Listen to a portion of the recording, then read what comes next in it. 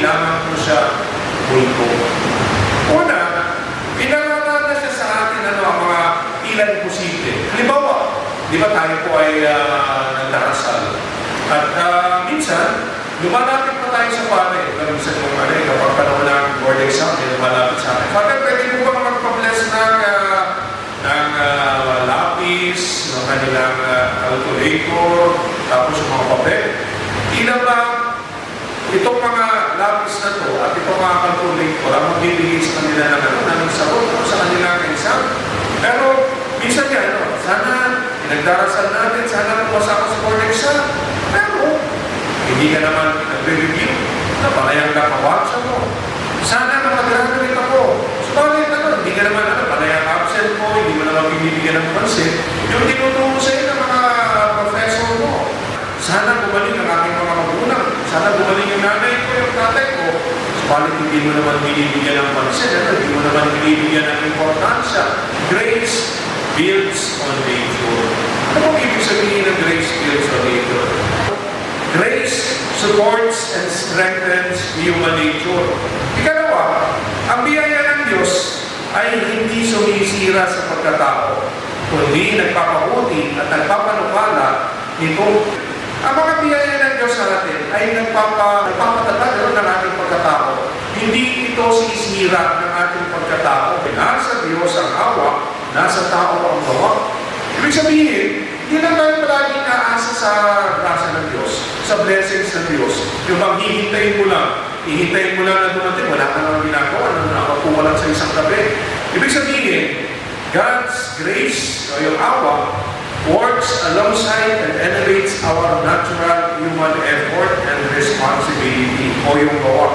At dito, dahil sa ating pakikipagtulungan, unti-unti kang natututong magtiwala kay Jesus. Ang pagtitiwala sa Diyos na siya may hawak ng ating nakaraan, umaalalay sa ating pangkasalukuyan at nagpapalatag sa ating loob sa pakikibaka sa inaarapan.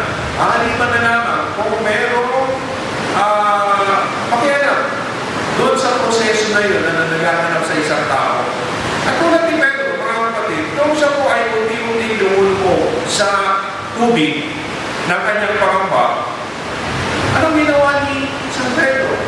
Kumapit siya sa Diyos. Anong ginawa ng ating Panginoon? Hindi siya pinabayaan ang siyang nagtitiwala sa Kanya. Kailanman hindi tayo mawawakita sa Panginoon. Ano naman alam ni Jesus kung nasaan tayo kayo? Kung ano yung ginagawa natin?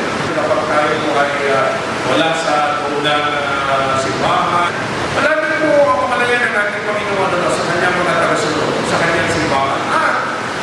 Malagi tayo pinag-arasan ng simbahan. Hindi man tayo ng ating ng pamisa, patuloy pa rin ang pag-arasal sa ating ng simbahan. Hindi man natin marinig yung mga pamisa natin, yung pinag-uulan natin ng misa, publiko, patuloy pa rin tayo pinag-arasan ng simbahan. Kaya lang, kung ang Panginoong Jesus ay hindi nawawaglit ang kanyang paningin sa atin, nakalulungkot ang sabihin, meron tayo talaga yung nawawala ng focus sa kay Jesus. Katulad ng nangyari kay San Pedro, nang nakatuwa ng kanyang tingin kay Jesus, anong nangyari?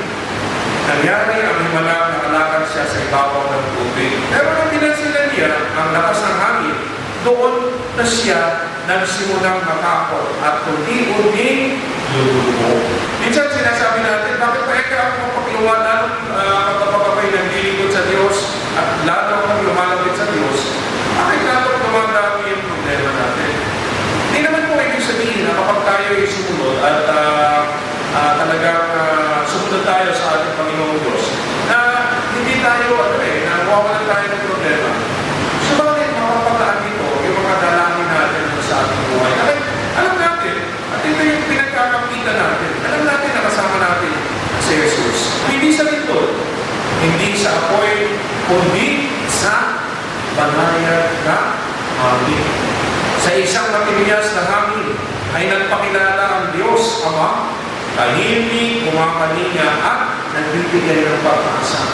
Na napakahalaga sa ating paglalakbay sa buhay, mananampalataya, maglaan tayo ng wastong panahon.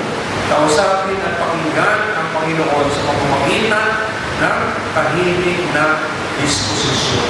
Napakarami po umaangkol ng ating atensyon. Kapag tayo ay naghahanap sa Kanya araw-araw, natitiyak natin na nangungusap si Jesus hindi sa ating tainga, kundi sa ating mga puso. At sasabihin niya, huwag kang magalala, huwag kang matakot. Narito ako, magtiwala ka. Maliliit ang pangungusap ng Diyos, subalit kung may tanggap sa ating puso.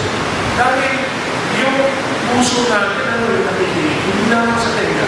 Kapag dito natin kapag ito yung nakikinig, nangyayari alam sa dito, di ba? Pero kapag yung puso natin ang nakikinig, talagang may tanggap sa ating puso.